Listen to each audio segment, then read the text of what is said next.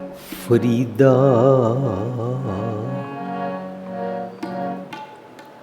मैं भुलावा पगदा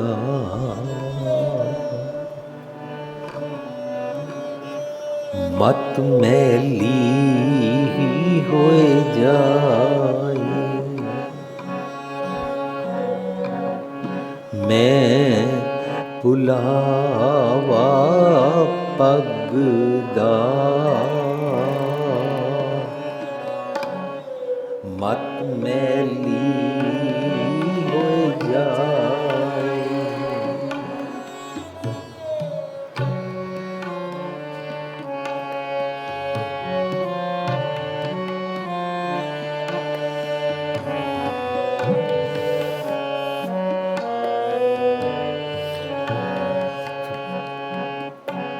फरीदा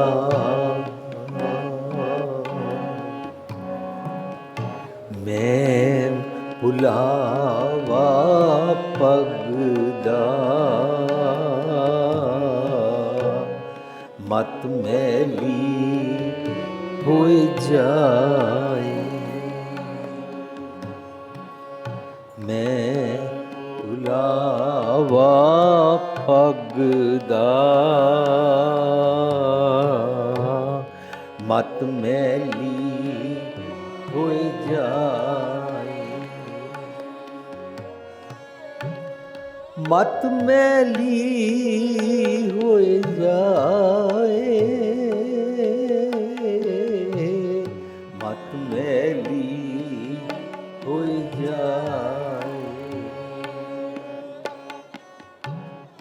मैं भुलावा पगदा मत मैली होए जाए।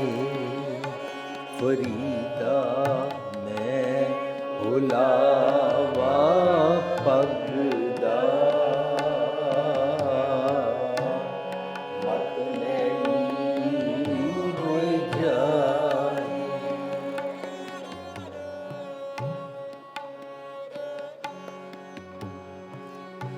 मत मैली होए जाए मत मैली होए जाए। फरीदा मैं भुलावा पगदा मत मैली होए जाए। फरीदा मैं भुलावा पगदा मत मैली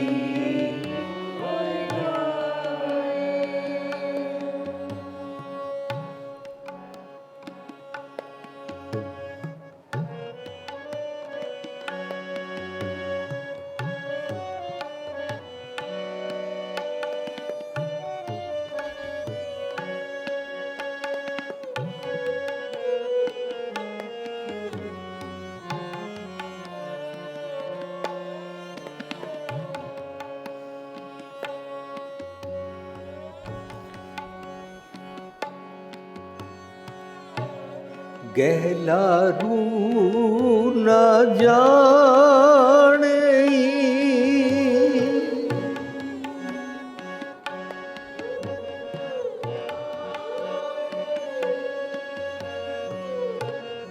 गहला रू न जाने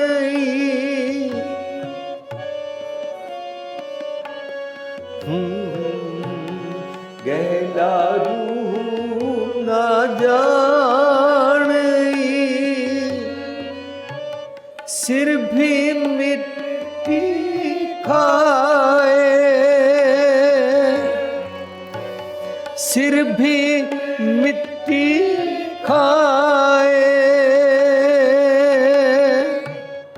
सिर भी मिट्टी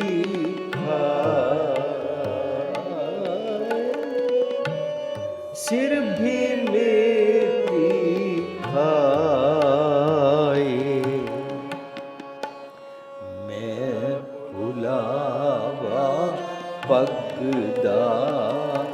फरीदा मैं भुलावा पगदा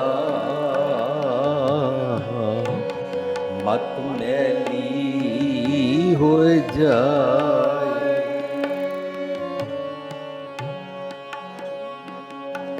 फरीदा मैं भुलावा पगदा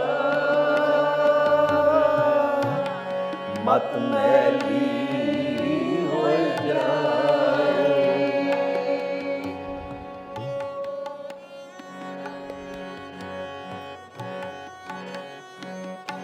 फरीदा मैं भुलावा पगदा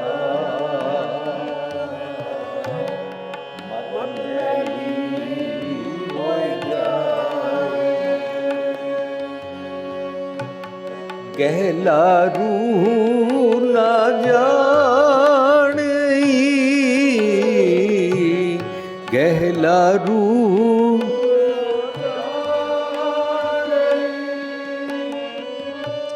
सिर भी मिट्टी खाए, सिर भी मिट्टी खाए, सिर भी मिट्टी खाए, सिर भी मिट्टी खाए। मैं भुलावा पगदा मत मैली हो जाए। फरीदा मैं भुलावा पगदा मत मैली हो जाए। मत मैली हो जाए।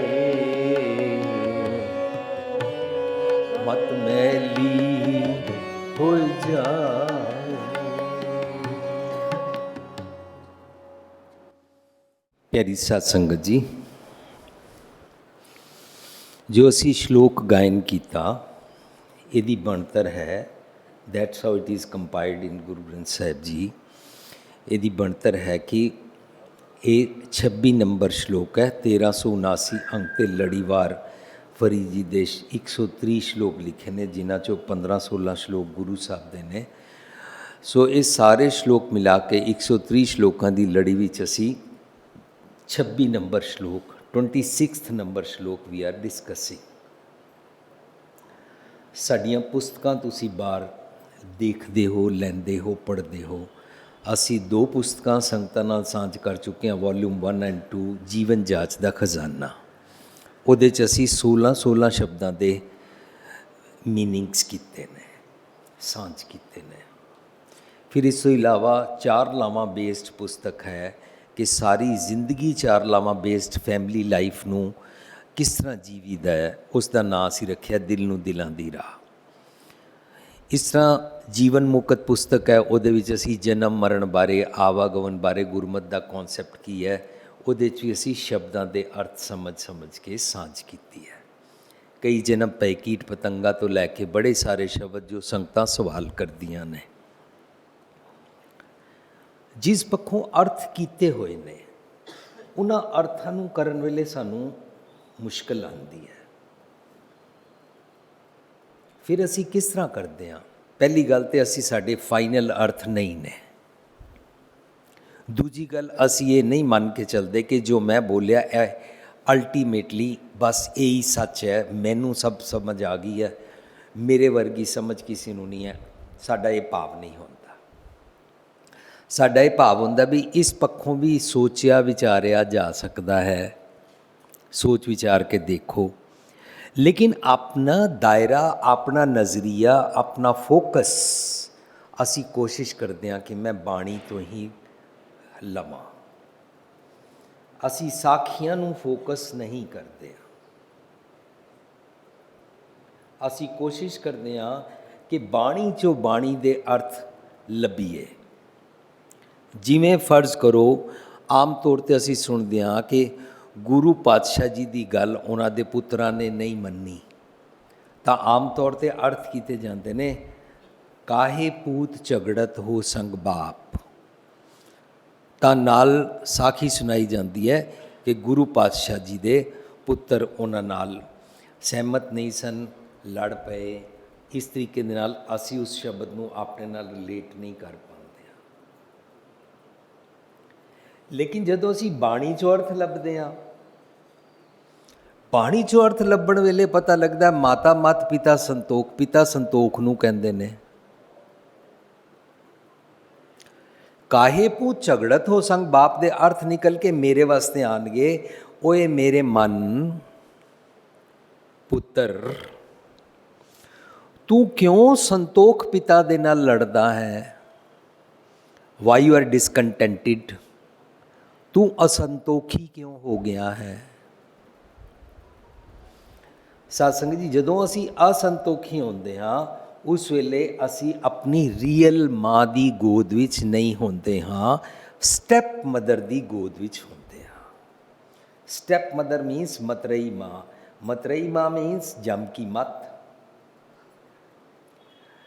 ਮਤਰੇਈ ਮਾਂ ਮੈਨੂੰ ਸੰਤੋਖ ਪਿਤਾ ਦੀ ਗੋਦੀ ਵਿੱਚ ਬੈਠਣ ਨਹੀਂ ਦਿੰਦੀ। ਗੁਰਬਾਣੀ ਅਨੁਸਾਰ ਧਰੂ ਦਾ ਕੌਨਸੈਪਟ, ਧਰੂ ਆਪਣੀ ਮਾਂ ਨੂੰ ਪੁੱਛਦਾ, ਰੀਅਲ ਮਦਰ ਨੂੰ, ਕਿਸ ਉਦਮ ਤੇ ਰਾਜ ਮਿਲੇ? ਕਿਹੜੇ ਵਾਲਾ ਰਾਜ? ਇਹ ਦੁਨਿਆਵੀ ਰਾਜ ਦੀ ਗੱਲ ਨਹੀਂ ਚੱਲ ਰਹੀ ਹੈ। ਕਿਸ ਉਦਮ ਤੇ ਰਾਜ ਮਿਲੇ? ਸ਼ਤਰੂ ਤੇ ਸਭ ਹੋਏ ਪੁਨੀਤਾ। ਧਰੂ ਆਪਣੀ ਮਾਂ ਨੂੰ ਪੁੱਛਦਾ ਹੈ, ਮਨੂੰ ਅਬਚਲ ਨਗਰ ਵਾਲਾ, ਸਟੇਬਿਲਿਟੀ ਵਾਲਾ, ਸੰਤੋਖ ਦਾ ਰਾਜ ਕਿਸ ਤਰ੍ਹਾਂ ਪ੍ਰਾਪਤ ਹੋ ਸਕਦਾ ਹੈ? ਧਰੂ ਨੂੰ ਸੰਤੋਖ ਪਿਤਾ ਦੀ ਗੋਦੀ ਵਿੱਚੋਂ ਕੱਢਿਆ ਭੈੜੀ ਮੱਤ ਨੇ, ਜਿਹਨੂੰ ਮਤਰੇਈ ਮਾਂ ਕਹਿੰਦੇ ਨੇ। ਇਹ ਸਾਰੇ ਜਿਤਨੇ ਪ੍ਰਤੀਕ ਔਰ ਸ਼ਬਦ ਨੇ ਮੇਰੇ ਤੇ ਟੁਕਦੇ ਜਾਣਗੇ। ਮੇਰੀ ਇਨਰ, ਮੇਰੀ ਸਾਈਕੀ, ਮੇਰੇ ਸੋਚਣੀ ਦੇ ਢੰਗ ਉੱਤੇ ਇਫੈਕਟਿਵ ਹੋਣੇ ਸ਼ੁਰੂ ਹੋ ਜਾਣਗੇ। ਮੈਂ ਆਪਣੇ ਆਪ ਨਾਲ ਰਿਲੇਟ ਕਰ ਪਾਵਾਂਗਾ ਕਿ ਬਾਣੀ ਫਸਟ ਪਰਸਨ ਦੀ ਲੈਂਗੁਏਜ ਵਿੱਚ ਲਿਖੀ ਹੈ। ਤਾਂ ਕਾਹੇ ਪੂਤ ਝਗੜਤ ਹੋ ਸੰਗ ਬਾਪ, ਬਾਣੀ ਵਿੱਚ ਬਾਪ, ਪਿਤਾ, ਪਵਨ ਗੁਰੂ, ਪਾਣੀ ਪਿਤਾ is the concept of Santokh, is the concept of how to be contented। जिस दिन साडा बच्चा सानू कहता पापा आप तो बैकवर्ड हो, नया फ़ोन नहीं लाते हो, पापा आप तो बैकवर्ड हो, मेरे को इंटरनेट लेके नहीं, अनलिमिटेड लेके नहीं देते हो, आप तो बैकवर्ड हो, क्या पुरानी कार लगी लिखी हुई है। वो उस वेले पिता दे नाल लड़दा है क्योंकि उसनू अंदरों असंतोख सता रिहा हुंदा है। वो संतोख नाल लड़ाई करनी शुरू कर दिंदा है। इस दा मतलब काहे पूत झगड़त हो संग बाप belongs to me, not the stories। ਸਾਧ ਸੰਗਤ ਜੀ, ਇਸ ਤਰ੍ਹਾਂ ਅਸੀਂ ਕੋਸ਼ਿਸ਼ ਕਰਦੇ ਹਾਂ ਬਾਣੀ 'ਚੋਂ ਬਾਣੀ ਦੇ ਅਰਥ ਲੱਭੀਏ, ਤਾਂ ਜਿਹੜੇ ਅਰਥ ਅਸੀਂ ਸਮਝ ਰਹੇ ਹੁੰਦੇ ਹਾਂ ਭੁਲੇਖਾ ਪੈਂਦਾ ਰਹਿੰਦਾ ਹੈ, ਟਪਲਾ ਲੱਗਦਾ ਰਹਿੰਦਾ ਹੈ, ਇਹਦੇ ਕੀ ਅਰਥ ਹੋ ਸਕਦੇ ਨੇ। ਫਿਰ ਅਸੀਂ ਕੀ ਕਰਦੇ ਹਾਂ, ਅਸੀਂ ਉਹਦੇ ਕੁਝ ਪਿਛਲੇ ਗੁਰੂ ਗ੍ਰੰਥ ਸਾਹਿਬ ਦੇ ਸ਼ਬਦਾਂ ਨੂੰ ਪੜ੍ਹਦੇ ਹਾਂ। ਬਾਣੀ ਦੀ ਬਣਤਰ ਦਾ ਇੱਕ ਢੰਗ ਸਾਨੂੰ ਬੜਾ ਕੰਮ ਆਉਂਦਾ ਹੈ। ਬਾਣੀ ਦੀ ਬਣਤਰ ਦਾ ਢੰਗ ਹੈ, ਜਦੋਂ ਵੀ ਨਵਾਂ ਟੌਪਿਕ ਸ਼ੁਰੂ ਹੋਏਗਾ ਨਵੇਂ ਪੇਜ ਤੋਂ ਸ਼ੁਰੂ ਹੋਏਗਾ। ਜਦੋਂ ਵੀ ਨਵਾਂ ਟੌਪਿਕ ਸ਼ੁਰੂ ਹੋਏਗਾ ਨਵਾਂ ਰਾਗ ਸ਼ੁਰੂ ਹੋਏਗਾ। ਬਣਤਰ ਦੇ ਟਿਪਸ, ਜਦੋਂ ਵੀ ਬਾਣੀ ਦਾ ਨਵਾਂ ਟੌਪਿਕ ਸ਼ੁਰੂ ਹੋਏਗਾ ਸਭ ਤੋਂ ਪਹਿਲਾ ਸ਼ਬਦ ਗੁਰੂ ਨਾਨਕ ਸਾਹਿਬ ਦਾ ਹੋਏਗਾ। ਜੇ ਕੋਈ ਬੈਰਾੜੀ ਜਾਂ ਦੇਵਗੰਧਾਰੀ ਰਾਗ ਵਿੱਚ ਗੁਰੂ ਨਾਨਕ ਸਾਹਿਬ ਨੇ ਸ਼ਬਦ ਨਹੀਂ ਉਚਾਰਿਆ ਤੇ ਉੱਥੇ ਫਿਰ ਗੁਰੂ ਅਮਰਦਾਸ ਪਾਤਸ਼ਾਹ ਤੋਂ ਫਿਰ ਸ਼ੁਰੂ ਹੋਏਗਾ। ਗੁਰੂ ਅੰਗਦ ਪਾਤਸ਼ਾਹ ਦੇ ਗੁਰੂ ਗ੍ਰੰਥ ਸਾਹਿਬ ਵਿੱਚ ਕੇਵਲ ਸ਼ਲੋਕ ਹਨ। ਸੋ ਜਿਹੜਾ ਵੀ ਸ਼ਬਦ ਅਸੀਂ ਸਮਝਣਾ ਹੋਵੇ ਨਾ, ਤਾਂ ਫਿਰ ਅਸੀਂ ਪਿੱਛੇ ਜਿੱਥੋਂ ਸਟਾਰਟ ਹੋਇਆ ਨਾ, ਉੱਥੇ ਸਟਾਰਟ ਦੀ ਨਿਸ਼ਾਨੀ ਕੀ ਹੋਏਗੀ? ਨਵਾਂ ਪੇਜ, ਪੇਜ ਦੇ ਬਾਉਂਡਰੀ ਦਾ ਨਵਾਂ ਕਲਰ, ਨਵਾਂ ਰਾਗ ਅਤੇ ਗੁਰੂ ਨਾਨਕ ਸਾਹਿਬ ਦਾ ਸ਼ਬਦ।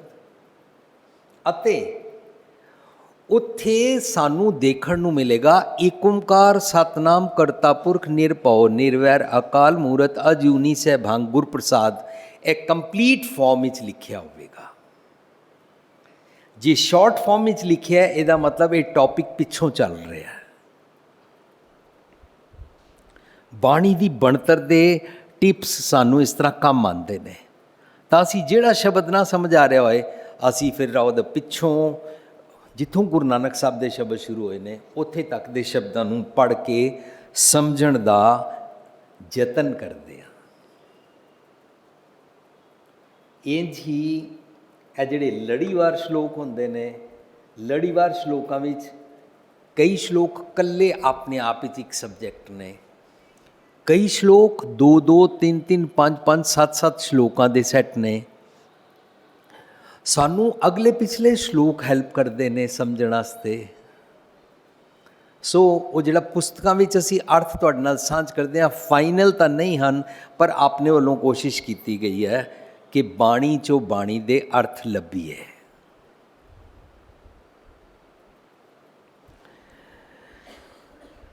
ਜਦੋਂ ਅਸੀਂ ਇਸ ਤਰੀਕੇ ਨਾਲ ਸਾਂਝ ਕਰਦੇ ਹਾਂ ਨਾ, ਤਾਂ ਸਾਧ ਸੰਗਤ ਜੀ, ਬੜੇ ਸਾਰੇ ਅਰਥ ਜਿਹੜੇ ਅਸੀਂ ਸੋਚਦੇ ਹੁੰਦੇ ਸੀ, ਉਹ ਬਦਲ ਜਾਂਦੇ ਨੇ। ਔਰ ਜਪਜੀ ਸਾਹਿਬ ਦੇ ਅਰਥ ਕਰਦਿਆਂ ਤੇ ਮੈਂ ਹੈਰਾਨ ਹੀ ਰਹਿ ਗਿਆ ਕਿ 40-50 ਸਾਲਾਂ ਤੋਂ ਅਸੀਂ ਸੋਚਦੇ ਕੀ ਸੀ ਔਰ ਨਿਕਲਿਆ ਕੀ। ਸਾਰਾ ਜਪਜੀ ਸਾਹਿਬ ਸੋਚਦੇ ਹੁੰਦੇ ਸੀ, ਕੋਈ ਵੱਖ-ਵੱਖ ਟਾਈਮ 'ਤੇ ਕੋਈ ਪੰਡਤ ਨਾਲ, ਕੋਈ ਕਾਜ਼ੀ ਨਾਲ, ਕੋਈ ਜੋਗੀਆਂ ਨਾਲ ਵੱਖਰੀਆਂ ਵੱਖਰੀਆਂ ਪੌੜੀਆਂ ਉਚਾਰੀਆਂ ਹੋਈਆਂ। ਮੈਂ ਬਿਲਕੁਲ ਇਨੋਸੈਂਟ ਹੋ ਕੇ ਸਾਹਮਣੇ 16-18 ਟੀਕੇ ਰੱਖ ਲਏ ਔਰ ਜਿਤਨੀਆਂ ਟੇਪਾਂ ਸੁਣੀਆਂ ਹੋਈਆਂ ਸੀ, ਸਾਰਾ ਕੁਝ ਸੁਣਨ ਤੋਂ ਬਾਅਦ ਫਿਰ ਮੈਂ ਸੋਚਿਆ ਇੱਕ ਇੱਕ ਪੰਕਤੀ ਨੂੰ ਵਿਚਾਰਨਾ, ਇੱਕ ਇੱਕ ਅੱਖਰ ਨੂੰ ਵਿਚਾਰਨਾ, ਫਿਰ ਇਹਦੇ 'ਚੋਂ ਸਮਝਣਾ। ਤਾਂ ਬੜੀ ਵਿਸਮਾਦਤ ਗੱਲ ਸਾਹਮਣੇ ਆਈ।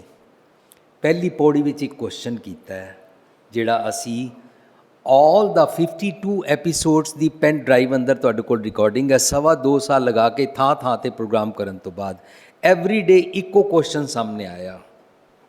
ਕੁਐਸਚਨ ਸਾਨੂੰ ਨਹੀਂ ਪੁੱਛ ਰਹੇ ਨੇ, ਸਾਨੂੰ ਉਸ ਮੋਡ ਵਿੱਚ ਲੈ ਜਾ ਰਹੇ ਨੇ ਕਿ ਤੂੰ ਸੋਚ ਕਿ ਮੈਂ ਕੁੜਿਆਰ ਹਾਂ ਔਰ ਕੁੜਿਆਰ ਤੋਂ ਮੈਂ ਸਚਿਆਰ ਬਣਨਾ ਹੈ।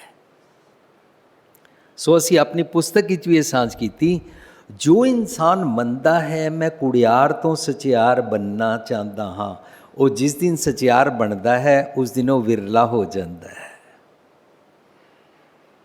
ਹਰ ਕੋਈ ਵਿਰਲਾ ਬਣ ਸਕਦਾ ਹੈ। ਗੁਰਮਤ ਦਾ ਇਹ ਕੌਨਸੈਪਟ ਨਹੀਂ ਹੈ ਕਿ ਲੱਖਾਂ ਕਰੋੜਾਂ ਪਿੱਛੇ ਕੋਈ ਇੱਕ ਵਿਰਲਾ ਹੁੰਦਾ ਹੈ, ਫਿਰ ਬਾਕੀ ਸਾਰੀ ਸੰਗਤ ਕਹਿੰਦੀ ਆ ਉਹ ਵਿਰਲਾ ਮੈਂ ਹੈ ਨਹੀਂ, ਆਪਣੀ ਸਿੱਖੀ ਆਪਣੇ ਕੋਲ ਰੱਖੋ। ਸਾਰੀ ਸੰਗਤ ਛੁੱਟੀ ਲੈ ਲੈਂਦੀ ਹੈ। ਦਰਅਸਲ ਬਾਣੀ ਇਹ ਕਹਿ ਰਹੀ ਹੈ, ਸਭਨਾ ਸੌਰੇ ਵੰਜਣਾ ਸਭ ਮੁਕਲਾਵਣ ਹਾਰ, ਹਰ ਕੋਈ ਵਿਰਲਾ ਬਣ ਸਕਦਾ ਹੈ, subject to your sincerity, your passion, your burning desire.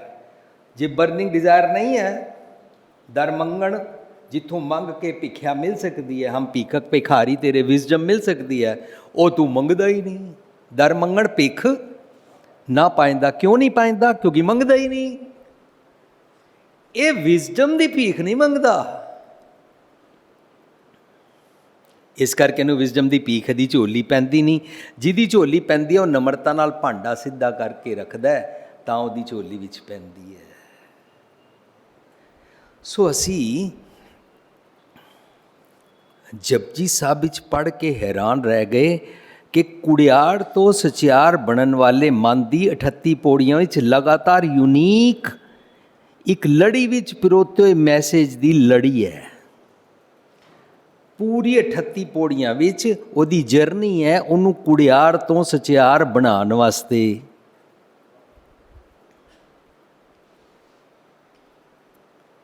ਜਦੋਂ ਇੰਝ ਆਪਣੇ ਤੇ ਟੁਕਾਇਆ, ਆਪਣੇ ਤੇ ਟੁਕਾ ਕੇ ਪੜ੍ਹਨ ਲੱਗੇ ਤਾਂ ਬੜੀ ਹੈਰਾਨਗੀ ਹੋਈ।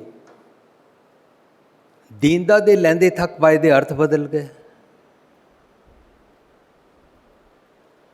ਅਸੀਂ ਸੋਚਦੇ ਸੀ ਰੱਬ ਜੁਗਾਂ ਤੋਂ ਦੇ ਰਿਹਾ, ਦੇਂਦਾ ਦੇ ਲੈਂਦੇ ਥੱਕ ਪਾਏ, ਲੈਣ ਵਾਲੇ ਥੱਕ ਜਾਂਦੇ ਨੇ। ਅਸੀਂ ਵਿਚਾਰਨ ਲੱਗੇ, ਅਸੀਂ ਸਾਰੇ ਲਿਵਿੰਗ ਟ੍ਰੇਜਰ ਵਾਲੇ, ਅਸੀਂ ਕੋਈ ਵਨ ਮੈਨ ਸ਼ੋ ਨਹੀਂ ਹੁੰਦਾ, ਕੋਈ ਮੈਂ ਬਾਬਾ ਜੀ ਸੰਤ ਜੀ ਲਿਵਿੰਗ ਟ੍ਰੇਜਰ ਪ੍ਰੋਗਰਾਮ ਦਾ ਚੌਧਰੀ ਨਹੀਂ ਹਾਂ, ਹੈਡ ਆਫ ਦਾ ਡਿਪਾਰਟਮੈਂਟ ਨਹੀਂ ਹਾਂ, ਕੋਈ ਡੇਰਾ ਨਹੀਂ ਹੈ, ਕੋਈ ਸੰਤ ਜੀ ਨਹੀਂ ਨੇ ਜਿਹਦੀ ਇਹ ਸਾਰੇ ਮੰਨਣ। ਅਸੀਂ ਸਾਰੇ ਰਲ ਕੇ ਵਿਚਾਰਾਂ ਕਰਦੇ ਹਾਂ। ਫਿਰ ਵਿਚਾਰਾਂ ਕਰਨ ਤੋਂ ਬਾਅਦ, ਸਾਂਝ ਕਰਨ ਤੋਂ ਬਾਅਦ VATR ਹੁੰਦਾ ਹੈ, ਗ੍ਰਾਮਰ ਵੀ ਲਗਾਉਂਦੇ ਹਾਂ, ਅਰਥ ਵੀ ਸਮਝਣ ਦੀ ਗੱਲ ਕਰਦੇ ਹਾਂ, ਹੋਰਾਂ ਦੇ ਜਿਹੜੇ ਸੁਣੇ ਹੋਏ ਨੇ ਉਹਨਾਂ ਨੂੰ ਵੀ ਢੁਕਾਉਂਦੇ ਹਾਂ। ਫਿਰ ਅਲਟੀਮੇਟਲੀ ਅਸੀਂ ਵਿਚਾਰਾਂ ਕਰਕੇ ਗੁਰਮਤਿ ਗਿਆਨ ਮਿਸ਼ਨਰੀ ਕਾਲਜ ਦੇ ਜਿਹੜੇ ਪ੍ਰੋਫੈਸਰ ਔਰ ਪ੍ਰਿੰਸੀਪਲ ਨੇ ਉਹਨਾਂ ਨਾਲ ਵੀ ਜਾ ਕੇ ਸਾਂਝ ਕੀਤੀ। ਸਾਂਝ ਕਰਨ ਤੋਂ ਬਾਅਦ ਤੁਹਾਡੇ ਨਾਲ ਸਟੇਜ 'ਤੇ ਮੁਖਾਤਿਬ ਹੋਏ। So it's not one man show. ਬੇਨਤੀ ਕੀਤੀ ਕਿ ਅਸੀਂ ਲੈਣ ਵਾਲੇ ਤੇ ਕਦੇ ਨਹੀਂ ਥੱਕਦੇ। ਅਸੀਂ ਤੇ ਮੰਗੀ ਜਾਂਦੇ ਹਾਂ, ਮੰਗੀ ਜਾਂਦੇ ਹਾਂ, ਮੰਗੀ ਜਾਂਦੇ ਹਾਂ। ਜਿਤਨਾ ਮਿਲ ਜਾਂਦਾ ਇੱਕ ਮੁੱਠ ਚੁੱਕ ਦੂਜੀ ਤਿਆਰ, ਇੱਕ ਮੁੱਠ ਚੁੱਕ ਦੂਜੀ ਤਿਆਰ, ਇੱਕ ਮੁੱਠ ਚੁੱਕ ਦੂਜੀ ਤਿਆਰ। ਡਿਮਾਂਡਾਂ ਚੇਂਜ ਹੁੰਦੀਆਂ ਜਾਂਦੀਆਂ, ਅਸੀਂ ਤੇ ਥੱਕਦੇ ਹੀ ਨਹੀਂ, ਬੁੱਢੇ ਹੋਣ ਤੱਕ ਨਹੀਂ ਥੱਕਦੇ। ਖਾਂਦਿਆਂ ਖਾਂਦਿਆਂ ਮੂੰਹ ਇਕੱਠਾ ਪਹਿਨਾਉਂਦਿਆਂ ਸਭ ਵਾਂਗ ਨਾਨਕ ਤ੍ਰਿਕ ਤਿਨਾਂ ਦਾ ਜੀਵਿਆ, ਜਿਨ ਸੱਚ ਨਾ ਲੱਗੋ ਰੰਗ ਤ੍ਰਿਗਾਕਾਰ ਜੀਵਨ ਹੁੰਦਾ। ਫਿਰ ਵੀ ਮੰਗੀ ਜਾਂਦੇ ਹਾਂ, ਮੰਗੀ ਜਾਂਦੇ ਹਾਂ, ਮੰਗੀ ਜਾਂਦੇ ਹਾਂ, ਮਰਨਾ ਨਹੀਂ ਚਾਹੁੰਦੇ ਹਾਂ। ਬੁੱਢਾ ਹੁਆ ਸ਼ੇਖ ਫਰੀਦ ਕੰਬਣ ਲੱਗੀ ਦੇ ਜੇ 100 ਵਰਿਆਂ ਵੀ ਜੀਵਨਾ ਪੀਤਨ ਹੋ ਸਿੱਖੇ। ਅਸੀਂ ਫਿਰ ਵੀ ਥੱਕਦੇ ਨਹੀਂ ਹਾਂ। ਸਾਧ ਸੰਗਤ ਜੀ, ਮੈਂ ਤੁਹਾਨੂੰ ਨਹੀਂ ਕਹਿ ਸਕਦਾ, ਪਰ ਮੈਂ ਆਪਣੀ ਬਿਰਤੀ ਸਾਂਝ ਕਰ ਰਿਹਾ ਕਿ ਅਸੀਂ ਲੈ ਲੈ ਕੇ ਨਹੀਂ ਥੱਕਦੇ, ਹੰਡਾ ਹੰਡਾ ਕੇ, ਖਾ ਖਾ ਕੇ ਨਹੀਂ ਥੱਕਦੇ। ਲੈਂਦੇ ਥੱਕ ਪਾਏ ਤੇ ਫਿਰ ਕੀ ਮੀਨਿੰਗ ਹੋਏ? ਜਦੋਂ ਅਸੀਂ ਬਾਣੀ ਨੂੰ ਪੜ੍ਹਿਆ ਤਾਂ ਪਤਾ ਲੱਗਾ ਗੁਰੂ ਦਾਤ ਦਿੰਦਾ ਰਤਨ ਜਵਾਹਰ ਮਾਣਿਕ ਵਰਗੀ। ਮਤ ਵਿੱਚ ਰਤਨ ਜਵਾਹਰ ਮਾਣਿਕ, ਜੇ ਇੱਕ ਗੁਰ ਕੀ ਸਿੱਖ ਸੁਣੀ। ਸੋ ਗੁਰੂ ਦਾਤ ਪਤਾ ਕੀ ਦਿੰਦਾ ਹੈ? ਰਤਨ ਜਵਾਹਰ ਮਾਣਿਕ ਦੀ ਮਤ, ਵਿਜ਼ਡਮ, ਸੁਮਤ।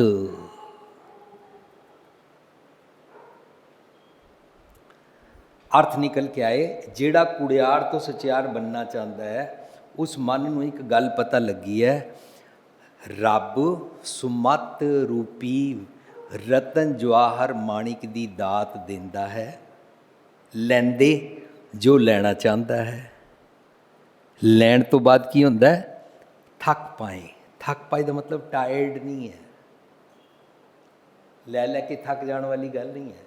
ਲੈਂਦੇ ਥੱਕ ਪਾਏ। ਉਹ ਸਤਿਗੁਰ ਦੀ ਮੱਤ ਲੈਂਦਾ ਤਾਂ ਭਗਤ ਜਨਾ ਕੇ ਮਨ ਵਿਸ਼ਰਾਮ, ਉਹ ਟਿਕ ਜਾਂਦਾ ਹੈ। ਥੱਕ ਪਾਏ ਦਾ ਮਤਲਬ ਹੁੰਦਾ ਟਿਕ ਜਾਂਦਾ ਹੈ। ਮਾਈ ਮੇਰੇ ਮਨ ਕੋ ਸੁਖ ਕੋਟ ਆਨੰਦ ਰਾਜ ਸੁਖ ਹੁਆ, ਹਰ ਸਿਮਰਤ ਬਿਨਸੈ ਸਭ ਦੁੱਖ। ਉਹ ਟਿਕ ਜਾਂਦਾ ਹੈ। ਅੱਛਾ, ਜੇ ਅਸੀਂ ਇਹਦੇ ਅਰਥ ਇਹ ਕਰੀਏ ਕਿ ਰੱਬ ਦਾਤਾਂ ਦਿੰਦਾ ਹੈ, ਤਾਂ ਲੋਕਾਂ ਨੇ ਦਾਤਾਂ ਦਾ ਨਾਂ ਰੱਖ ਲਿਆ। ਕਾਰ ਦੇ ਪਿੱਛੇ ਲਿਖ ਲਿਆ ਇਹ ਵੀ ਦਾਤਰੀ ਦਾਤਾਰ। ਮਕਾਨ ਦੇ ਵੀ ਲਿਖ ਦਿੱਤਾ ਇਹ ਵੀ ਦਾਤਰੀ ਦਾਤਾਰ। ਘਰ ਪੁੱਤਰ ਜੰਮਿਆ ਇਹ ਵੀ ਦਾਤਰੀ ਦਾਤਾਰ।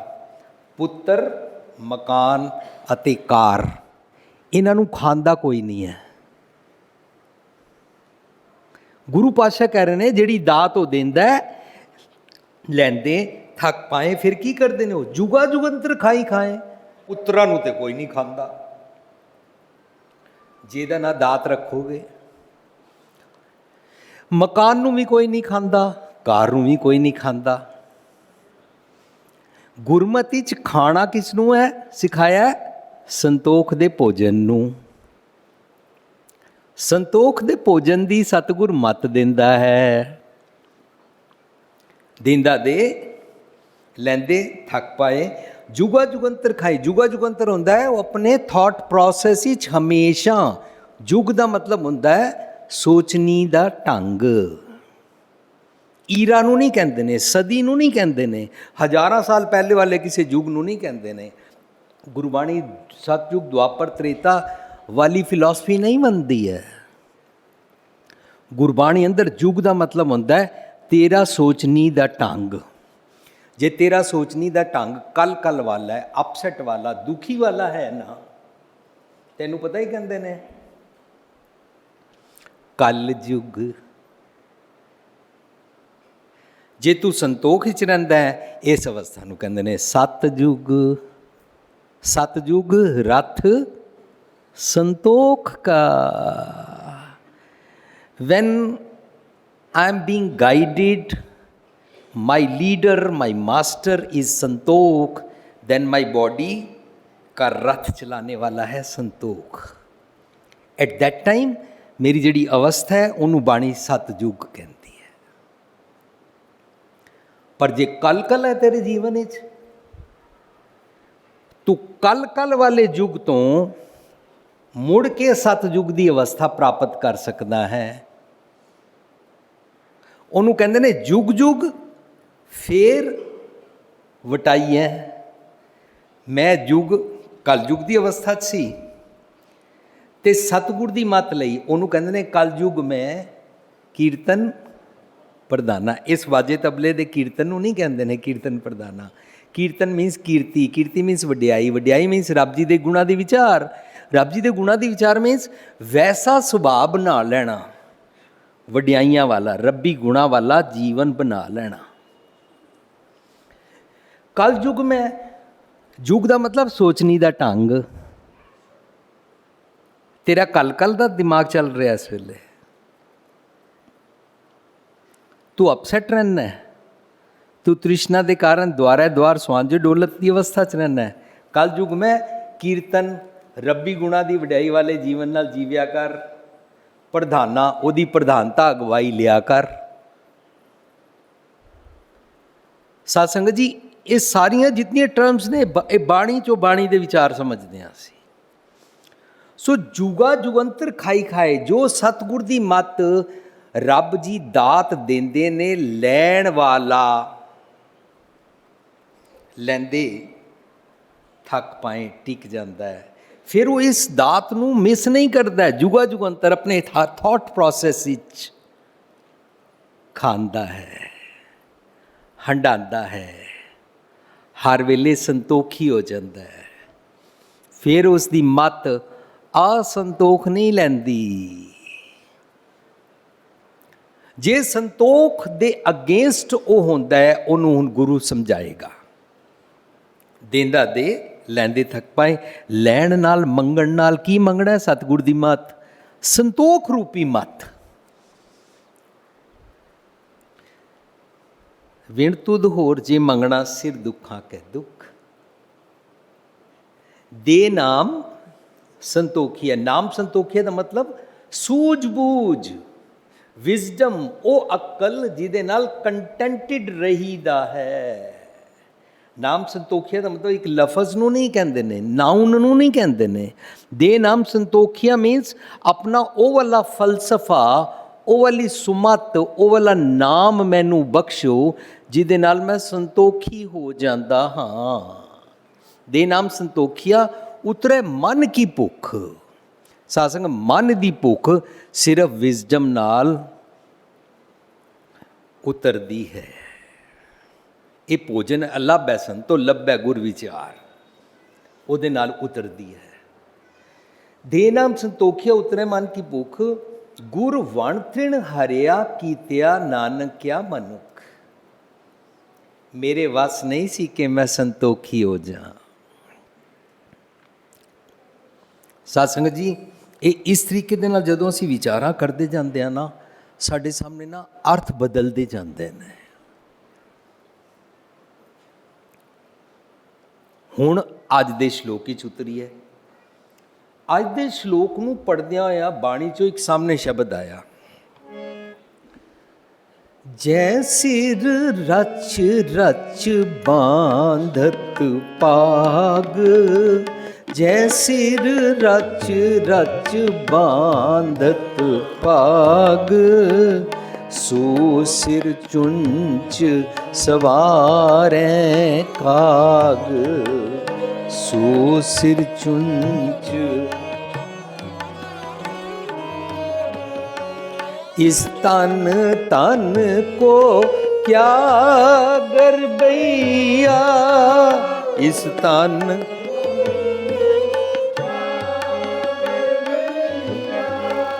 राम नाम काहे न दिड़ैया, राम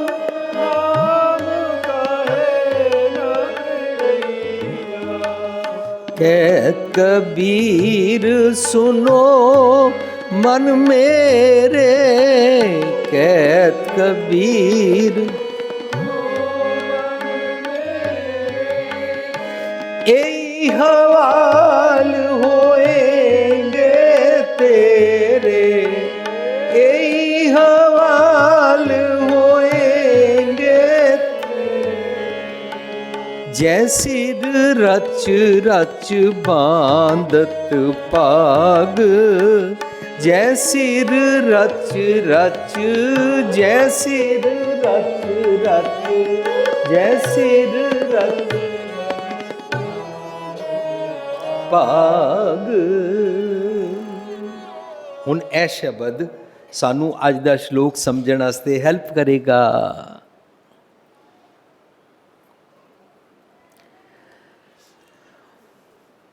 ਸ਼ਲੋਕ ਅੱਜ ਦਾ, ਮੈਂ ਭੁਲਾਵਾ ਪੱਗ ਦਾ। ਫਰੀਦ ਜੀ ਕਹਿੰਦੇ ਨੇ ਮੈਂ ਭੁਲਾਵਾ ਪੱਗ ਦਾ, ਅਸੀਂ ਪੱਗ ਦੇ ਮੈਨੇ ਐ ਕੱਢ ਲਏ। ਇਸ ਕਰਕੇ ਅਸੀਂ ਜਦੋਂ ਵੀ ਕਿਤੇ ਦਸਤਾਰਬੰਦੀ ਹੋਈ ਅਸੀਂ ਇਹ ਸ਼ਬਦ ਪੜ੍ਹਨਾ ਸ਼ੁਰੂ ਕਰ ਦਿੱਤਾ, ਖੂਬ ਤੇਰੀ ਪਗੜੀ ਮੀਠੇ ਤੇਰੇ ਬੋਲ। ਪਗੜੀ ਦਾ ਮਤਲਬ ਹੁੰਦਾ ਪੱਗ ਡੰਡੀ, ਪਗੜੀ ਦਾ ਮਤਲਬ ਹੁੰਦਾ ਰਾਸਤਾ। ਤੇਰਾ ਰਾਸਤਾ ਖੂਬ ਹੈ, ਬਹੁਤ ਜ਼ੋਰਦਾਰ ਹੈ। ਲੇਕਿਨ ਇਸ ਸ਼ਬਦ ਵਿੱਚ ਕਹਿੰਦੇ ਪਏ ਨੇ ਮੈਂ ਭੁਲਾਵਾ ਪੱਗ ਦਾ। ਲਫ਼ਜ਼ੀ ਅਰਥ ਅਸੀਂ ਇਹ ਸਮਝਦੇ ਹੁੰਦੇ ਸੀ ਮੈਂ ਪੱਗ ਦਾ ਭੁੱਲ ਗਿਆ ਹਾਂ ਕਿ ਬਈ ਮੇਰੀ ਪੱਗ ਮੈਲੀ ਨਾ ਹੋ ਜਾਏ, ਮੈਂ ਭੁਲਾਵਾ ਪੱਗ ਦਾ ਮਤ ਮੈਲੀ ਹੋ ਜਾए, भाई कहीं मैली ना हो जाए। गहला रू ना जाने सिर भी मिट्टी खाए, मुझे मालूम नहीं है, मेरा मूर्ख मन समझता नहीं है कि आखिरकार तो सिर मिट्टी में मिल जाना है बस।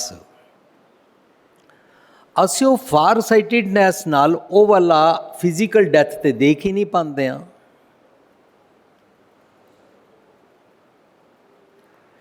ਬਾਣੀ ਨੂੰ ਬਾਣੀ ਚੋਂ ਸਮਝਣ ਵਾਸਤੇ ਬਾਣੀ ਦੇ ਅਰਥ ਹੀ ਲੈਂਦੇ ਹਾਂ ਤਾਂ ਗੱਲ ਕੁਝ ਹੋਰ ਬਣ ਜਾਂਦੀ ਹੈ।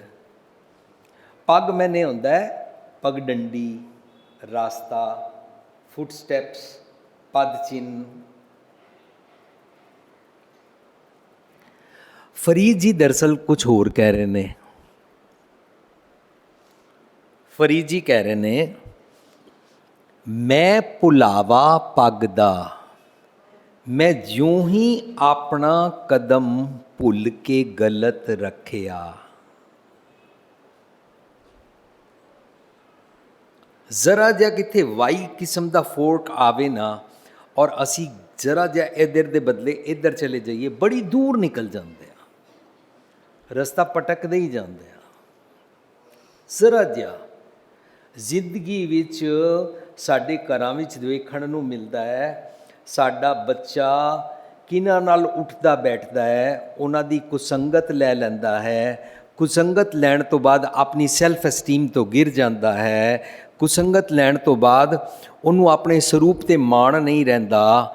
ਸਾਡਾ ਬੱਚਾ ਨੌਨ ਸਿੱਖ ਦੇ ਨਾਲ ਵਿਆਹ ਕਰਾਉਣ ਤੱਕ ਪਹੁੰਚ ਜਾਂਦਾ ਹੈ ਔਰ ਜਦੋਂ ਨੌਨ ਸਿੱਖ ਨਾਲ ਵਿਆਹ ਕਰਾ ਲੈਂਦਾ ਹੁਣ ਜ਼ਿੰਦਗੀ ਦਾ ਸਾਰਾ ਰਸਤਾ ਇਸੀ ਪਾਸੇ ਟੁਰੀ ਜਾਏਗਾ, ਚਾਹੇ ਪਤੀ ਹੋ ਚਾਹੇ ਪਤਨੀ ਹੋ। ਇੱਕ ਮੁੰਡਾ ਮੈਨੂੰ ਕਹਿੰਦਾ ਵੀਰ ਜੀ ਮੈਂ ਤੁਹਾਡੇ ਵਾਂਗੂ ਸੁੰਦਰ ਪਗੜੀ ਬੰਨ੍ਹਦਾ ਸੀ ਲੇਕਿਨ ਜਰਮਨੀ ਗਿਆ, ਉੱਥੇ ਜਾ ਕੇ ਮੈਂ ਪਤਿਤ ਹੋ ਗਿਆ, ਲੇਕਿਨ ਜਦੋਂ ਮੈਂ ਵਾਪਸ ਆਇਆ ਮੈਨੂੰ ਕਿਸੇ ਸਿੱਖ ਨੇ ਆਪਣੀ ਕੁੜੀ ਨਹੀਂ ਦਿੱਤੀ ਤਾਂ ਮੈਂ ਨੌਨ ਸਿੱਖ ਨਾਲ ਪਰਿਵਾਰ ਨਾਲ ਵਿਆਹ ਕਰਾ ਲਿਆ। ਅੱਜ ਮੇਰੀ ਵਾਈਫ ਭਾਵੇਂ ਅੱਛੀ ਹੈ ਲੇਕਿਨ she doesn't want me to tie the turban, she doesn't want me to keep my hair, ਮੈਨੂੰ ਰੱਖਣ ਨਹੀਂ ਦਿੰਦੀ ਹੈ। ਅੱਗੇ ਬੱਚੇ ਵੀ ਇੰਝ ਹੀ ਬਣ ਗਏ ਨੇ, ਹੁਣ ਮੈਂ ਚਾਹੁੰਦਾ ਵੀ ਇਸ ਪਾਸੇ ਆਵਾਂ, ਆ ਨਹੀਂ ਸਕਦਾ। ਭੁਲਾਵਾ ਪੱਗ ਦਾ ਜ਼ਰਾ ਜਿਹਾ ਹੋਇਆ, ਜ਼ਿੰਦਗੀ ਬਹੁਤ ਦੂਰ ਨਿਕਲ ਗਈ। ਭੁਲਾਵਾ ਪੱਗ ਦਾ ਜ਼ਰਾ ਜਿਹਾ ਹੋਇਆ, ਸਕੂਲ ਕਾਲਜ ਮੁੰਡਿਆਂ ਨੇ ਕਿਹਾ ਇੱਕ ਬਾਰੀ तो सिगरेट पी के देख कितना मज़ा आता है, एक बारी तो नशा करके देख, अरे एक बारी शराब पी ली तो क्या हो जाएगा, एक बारी तो पी के देख। वो एक बारी पीण दे वेले ही ਨਿਊਯਾਰਕ ਮੇਰੇ ਮਦਰ ਮੈਨੂੰ ਕਹਿੰਦੇ ਨੇ ਇੱਕ ਮੁੰਡੇ ਦਾ ਫੋਨ ਆਇਆ, ਉਹ ਦਿੱਲੀ ਤੋਂ ਆਇਆ ਸੀ, ਤੇਰਾ ਰੈਫਰੈਂਸ ਮੰਗ ਰਿਹਾ ਸੀ ਕਿ ਅਸੀਂ ਤੁਹਾਡੇ ਘਰ ਠਹਿਰਨਾ ਹੈ। ਤਾਂ ਮੈਂ ਉਹਨੂੰ ਕਿਹਾ ਬੇਟਾ ਆ ਜਾਓ, ਲੇਕਿਨ ਇਸ ਵੇਲੇ ਤੁਸੀਂ ਕਿੱਥੇ ਠਹਿਰੇ ਹੋ? ਬੱਚਾ ਕਹਿੰਦਾ ਮੈਂ ਰਿਚਮੰਡ ਹਿੱਲ ਠਹਿਰਿਆ। ਅੱਛਾ ਰਿਚਮੰਡ ਹਿੱਲ ਠਹਿਰੇ ਹੋ, ਉੱਥੇ ਕਿਸ ਤਰ੍ਹਾਂ ਕਿਹਦੇ ਘਰ ਠਹਿਰੇ ਹੋ? ਕਹਿੰਦੇ ਮੈਂ ਗੁਰਦੁਆਰੇ ਗਿਆ, ਇੱਕ ਪਾਪਾ ਜੀ ਨੇ ਮੈਨੂੰ ਆਪਣੇ ਘਰ ਲੈ ਗਏ ਨੇ, ਮੈਂ ਉਹਨਾਂ ਦੇ ਕੋਲ ਰਹਿੰਦਾ ਪਿਆ। ਇਹਨਾਂ ਨੇ ਪੁੱਛਿਆ ਅੱਛਾ ਫਿਰ ਤੁਹਾਨੂੰ ਉੱਥੇ ਕੀ ਤਕਲੀਫ ਹੈ? ਕਹਿੰਦਾ ਇੱਕ ਮੁਸ਼ਕਿਲ ਹੈ, ਪਾਪਾ ਜੀ ਰੋਜ਼ ਸ਼ਰਾਬ ਪੀਂਦੇ ਨੇ। ਮੇਰੇ ਬੀਜੀ ਨੇ ਪੁੱਛਿਆ ਅੱਛਾ ਫਿਰ ਕੀ ਹੋਇਆ? ਕਹਿੰਦਾ ਉਹ ਰੋਜ਼ ਸ਼ਾਮੀ ਸ਼ਰਾਬ ਖੋਲ੍ਹ ਲੈਂਦੇ ਨੇ ਔਰ ਮੈਨੂੰ ਪੁੱਛਦੇ ਨੇ ਔਰ ਮੈਂ ਮਨਾ ਕਰ ਦਿੰਦਾ ਹਾਂ, ਨਹੀਂ ਪਾਪਾ ਜੀ ਮੈਂ ਨਹੀਂ ਪੀਣੀ। ਇੱਕ ਦਿਨ ਬੀਤਿਆ, 2 ਦਿਨ ਬੀਤੇ, 5-6 ਦਿਨ ਬੀਤ ਗਏ। 5-6 ਦਿਨਾਂ ਬਾਅਦ ਬੀਤਣ ਤੋਂ ਬਾਅਦ ਪਾਪਾ ਜੀ ਪਤਾ ਹੀ ਕੀ ਕਹਿੰਦੇ ਨੇ, ਬੇਟਾ ਤੇਰੇ ਵਾਂਗੂ ਨਾ ਮੈਂ ਕਾਲਜ ਪੜ੍ਹਦਾ ਸੀ, ਮੈਨੂੰ ਫਸਟ ਟਾਈਮ ਨੋ ਕਰਨਾ ਨਹੀਂ ਆਇਆ, ਸਿਰਫ ਇੱਕ ਵਾਰੀ, ਕਾਸ਼ ਮੈਂ ਤੇਰੇ ਵਾਂਗੂ ਨੋ ਕੀਤੀ ਹੁੰਦੀ ਤਾਂ ਅੱਜ ਮੈਂ ਇੰਨਾ ਐਡਿਕਟ ਹੋ ਗਿਆ ਕਿ ਮੈਂ ਰਹਿ ਨਹੀਂ ਪਾਉਂਦਾ ਹਾਂ। ਸਾਧ ਸੰਗਤ ਜੀ ਇਹ ਪਹਿਲਾਂ ਨਾ ਇੱਕ ਘੋਟੀ ਚੱਲਦੀ ਹੈ, ਗਲਾਸ ਖੜਕਾਉਣ ਤੱਕ ਚੱਲਦੀ ਹੈ, ਸੁਸਾਇਟੀ 'ਚ ਬੈਠਣ ਤੱਕ ਚੱਲਦੀ ਹੈ, ਪਰ ਕਦੋਂ ਇਹਦੀ ਇੰਨੀ ਆਦਤ ਬਣ ਜਾਂਦੀ ਹੈ ਕਿ ਮੈਂ ਪੀਆਂ ਫਿਰ ਮੇਰੀ ਵਹੁਟੀ ਵੀ ਜ਼ਰੂਰ ਪੀਆ ਕਰੇ, ਫਿਰ ਮੇਰੇ ਬੱਚੇ ਵੀ ਪੀਣ, ਫਿਰ ਇਹ ਸਾਰੀ ਆਦਤ ਸਾਡਾ ਸਾਰਾ ਘਰ ਵਿਗੜਦਾ ਜਾਂਦਾ ਹੈ। BBC ਲੰਡਨ ਨੇ ਮੈਨੂੰ ਇੰਟਰਵਿਊ ਕੀਤੀ ਸੀ, ਅੱਜ ਛੋਟੇ ਸਾਹਿਬਜ਼ਾਦਾ ਦਾ ਸ਼ਹੀਦੀ ਦਾ ਪੁਰਬ ਹੈ, ਤੁਸੀਂ ਇਹਦੇ ਬਾਰੇ ਕੀ ਕਹਿਣਾ ਚਾਹੁੰਦੇ ਹੋ? ਮੈਂ ਨਿਊਯਾਰਕ ਬੈਠਾ ਸੀ, ਉਹਨਾਂ ਨੇ ਫ਼ੋਨ ਉੱਤੇ ਮੇਰੇ ਨਾਲ ਇੰਟਰਵਿਊ ਕੀਤੀ। ਮੈਂ ਉਹਨਾਂ ਨੂੰ ਬੇਨਤੀ ਕੀਤੀ ਕਿ ਮੈਂ ਤਾਂ ਇਹ ਸੁਣਿਆ ਹੈ ਕਿ ਉਸ ਵੇਲੇ ਜਦੋਂ ਛੋਟੇ ਸਾਹਿਬਜ਼ਾਦਿਆਂ ਨੂੰ ਦੀਵਾਰਾਂ 'ਚ ਚਿਣ ਰਹੇ ਸੀ ਤਾਂ ਦੀਵਾਰ ਕਹਿੰਦੇ ਸਿੱਧੀ ਨਹੀਂ ਸੀ ਬਣਦੀ, ਤਾਂ ਉਹਨਾਂ ਦੇ ਗੋਡੇ ਛਿੱਲਣੇ ਪਏ ਸੀ। ਇਹ ਮੈਂ ਇਤਿਹਾਸ ਸੁਣਿਆ। ਲੇਕਿਨ ਜੇ ਅੱਜ ਕੋਈ ਪਿਤਾ ਆਪਣੇ ਬੱਚੇ ਦੇ ਸਾਹਮਣੇ ਸ਼ਰਾਬ ਪੀਂਦਾ ਹੈ, ਸ਼ਰਾਬ ਦੇ ਗਲਾਸ ਘਰ ਲਿਆਂਦਾ ਹੈ, ਆਪਣੇ ਘਰ ਅੰਦਰ ਬਾਰ ਬਣਵਾਉਂਦਾ ਹੈ, ਏਅਰਪਲੇਨ ਤੋਂ ਲੈ ਕੇ ਜਿਸ ਹੋਟਲ ਵਿੱਚ ਜਾਂਦਾ ਵੱਖਰੀ ਵੱਖਰੀਆਂ ਸ਼ਰਾਬਾਂ ਦੇ ਸੈਂਪਲ ਲਿਆ ਕੇ ਘਰ ਸਜਾਉਂਦਾ ਹੈ, ਤਾਂ ਮਾਨੋ ਅੱਜ ਦਾ ਔਰੰਗਜ਼ੇਬ ਹੈ ਉਹ ਆਪਣੇ ਨੌਜਵਾਨ ਪੁੱਤਰ ਦੇ ਗੋਡੇ ਛਿਲਦਾ ਪਿਆ ਹੈ। ਉਹ ਆਪਣੇ ਪੁੱਤਰ ਨੂੰ ਦੀਵਾਰ ਵਿੱਚ ਜੀਂਦੇ ਜੀ ਚਿਣਦਾ ਪਿਆ ਹੈ। ਸਾਧ ਸੰਗਤ ਜੀ ਇਹ ਇੱਕ ਘੁੱਟ ਪੀਣ ਨਾਲ ਗੜਬੜ ਹੋ ਗਈ ਸਾਰੀ, ਛੁੱਟਦੀ ਨਹੀਂ ਹੈ, ਕੁਆਂਟੀਟੀ ਵੱਧਦੀ ਹੈ ਸ਼ਰਾਬ ਦੀ। ਸਾਡੇ ਸਾਰੇ ਘਰ ਅਪਸੈਟ ਹੋ ਜਾਂਦੇ ਨੇ। ਫਰੀਦ ਜੀ ਕੁਛ ਇਸ ਪਾਸੇ ਮੇਰਾ ਧਿਆਨ ਦਿਵਾ ਰਹੇ ਨੇ, ਬਸ ਇੱਕ ਕਦਮ ਗਲਤ ਸੋਚਿਆ। ਇਸ ਤੋਂ ਨਾ ਜਿਹੜਾ ਪਿਛਲਾ ਸ਼ਲੋਕ ਹੈ, ਅਸੀਂ ਉਹ ਪਿਛਲੇ ਸ਼ਲੋਕ 2 ਦਿਨਾਂ 'ਚ ਵਿਚਾਰੇ ਕਿ ਮੇਰੀ ਜ਼ਿੰਦਗੀ ਦੀ ਗਲੀ ਵਿੱਚ ਮੇਰੇ ਸੋਚਣੀ ਦੇ ਢੰਗ ਵਿੱਚ ਚਿੱਕੜ ਹੋ ਗਿਆ ਔਰ ਰੱਬ ਦੂਰ ਹੋ ਗਿਆ।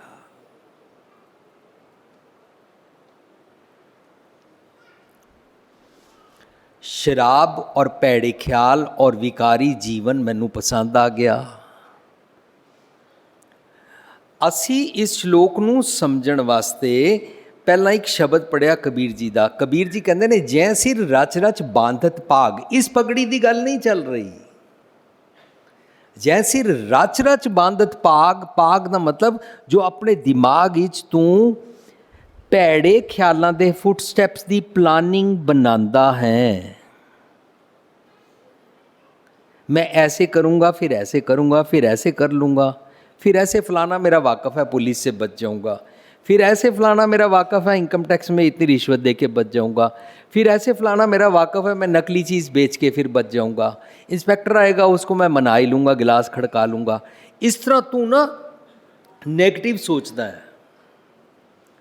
कईयां दा पुलिस तो लैके वकील वाकफ़ होंदा है, वो अपनी नूह नूं दाज दे नां हेठां साड़न तक दी प्लानिंग बना लैंदे ने। फिर उन्होंने रोज़ सुनया होंदा है कोई भी पाप करो गुरुद्वारे आके अखंड पाठ रखा दो तुम्हारे भगवान पाप माफ़ कर देगा। वो सोच लेंदे ने ठीक है फलाने गुरुद्वारे जाके सुखना सुखावांगे, इनू तो फिलहाल दाज दे नां हेठां साड़ीए ना। वो रल के साड़ देंदे ने, फिर अखंड पाठ रखांदे ने, फिर किसी तीर्थ ते जांदे ने अपने पाप बख्शवान। फिर नाल सोचते ने पुलिस और वकील तो वाकफ़ है ही। इत्थे पहला रचना इत्थे कीती जाती है। ਜਿਹੜੀ ਮਨ ਨੈਗੇਟਿਵ ਥਾਟ ਪ੍ਰੋਸੈਸ ਦੀ ਰਚਨਾ ਕਰਦਾ ਹੈ ਉਹਨੂੰ ਜਗ ਰਚਨਾ ਸਭ ਝੂਠ ਕਹਿੰਦੇ ਨੇ। ਇਹ ਬਾਹਰਲੀ ਰਚਨਾ ਨੂੰ ਝੂਠ ਨਹੀਂ ਕਹਿੰਦੇ ਨੇ। ਬਾਹਰ ਤੇ ਭੈ ਵਿੱਚ ਸੂਰਜ, ਭੈ ਵਿੱਚ ਚੰਦ, ਸਾਰੀ ਸ੍ਰਿਸ਼ਟੀ ਭੈ ਵਿੱਚ ਨਿਯਮ ਵਿੱਚ ਚੱਲ ਰਹੀ ਹੈ। ਸੋ ਜੈ ਸਿਰ ਰਚ ਰਚ ਬਾਂਧਤ ਪਾਕ, ਜਿਹੜੇ ਭੈੜੇ ਖਿਆਲ ਤੂੰ ਬਣਾਉਂਦਾ ਹੈ ਨਾ, ਇਹ ਤੈਨੂੰ ਵਿਕਾਰਾਂ ਵੱਲ ਲੈ ਜਾਣਗੇ। ਗੁਰਬਾਣੀ ਅੰਦਰ ਵਿਕਾਰ, ਈਵਲ ਥਾਟਸ, ਈਵਲ ਹੈਬਿਟਸ ਨੂੰ ਕਹਿੰਦੇ ਨੇ ਕਾਂ। ਸੋ ਸਿਰ ਚੁੰਚ ਸਵਾਰੇ ਕਾਗ, ਦੇਖ ਬੀ ਕੇਅਰਫੁਲ। ਫਿਰ ਤੇਰਾ ਈਵਲ ਥਾਟਸ ਵਾਲਾ, ਡੀਮਨ ਥਾਟਸ ਵਾਲਾ, ਜਮਾ ਦੀ ਬਿਰਤੀ ਵਾਲਾ कैरेक्टर बन जाएगा। एटीट्यूड नेगेटिव हो जाएगा, कल कल वाला हो जाएगा, असंतोखी हो जाएगा, तृष्णालु हो जाएगा, हेट्रेड हो जाएगी, तेरमेर हो जाएगी, वैरी बिगाना हो जाएगा। तू सुख लभदा है तो देख तेरे नाल की होएगा। उस तो पिछला श्लोक फरीद जी दा, लोड़े दाख बिजोरिया,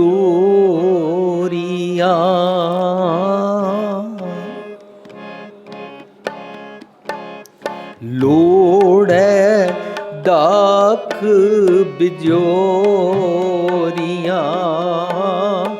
किकर बीजे जट, किकर बीजे जट,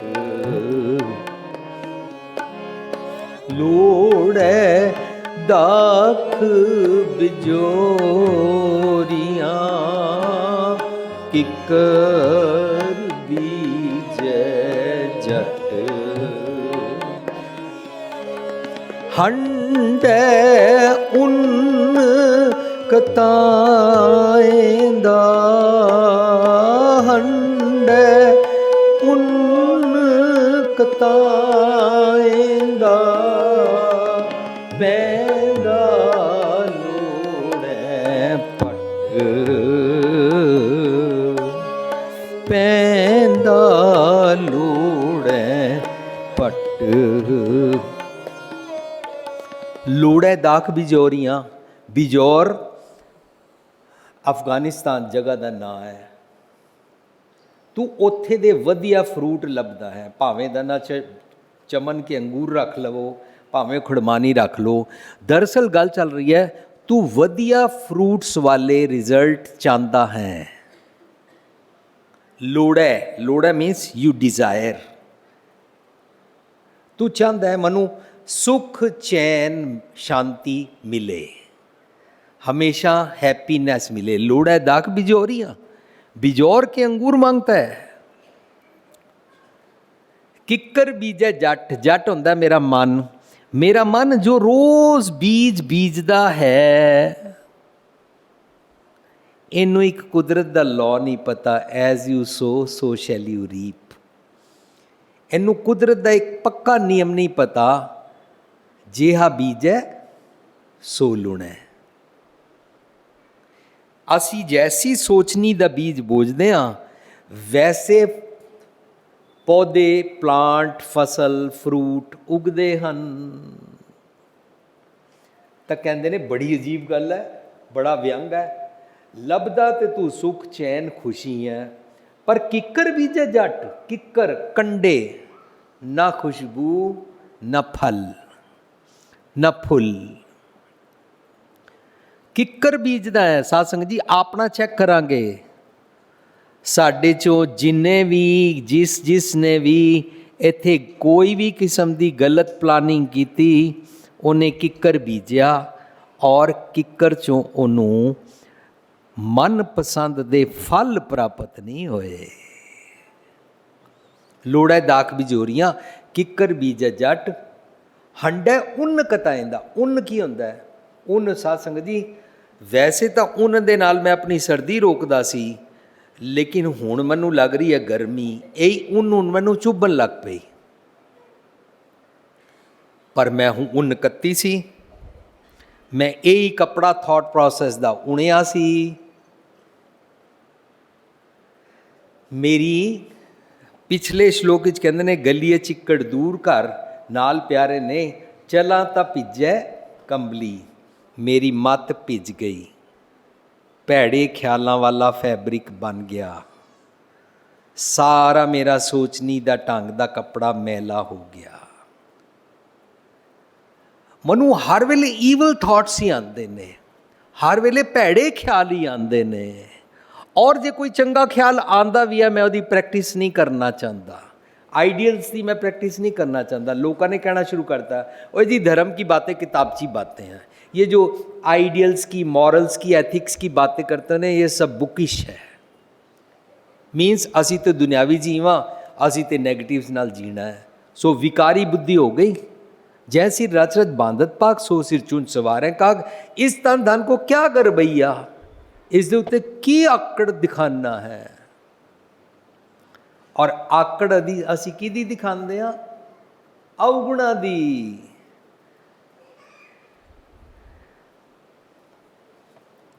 काहे भैया फिर तो फूलिया फूलिया, काहे भैया फिर तो फूलिया फूलिया।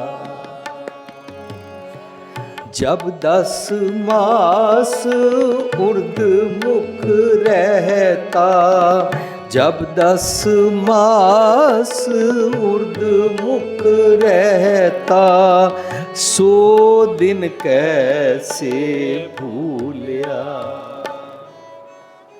ओ तू रब्बी मिलन की अवस्था वाला दिन ते तू भुल गया। जब 10 मास उर्द मुख रहता, 10 मास का मतलब की होंदा, माँ के पेट ही असीं 10 महीने तो रहिंदे ही नहीं। 10 मास का मतलब होंदा इन्हां इंद्रियां ज्ञानेंद्रियां के स्वाद विच जदों रहना है।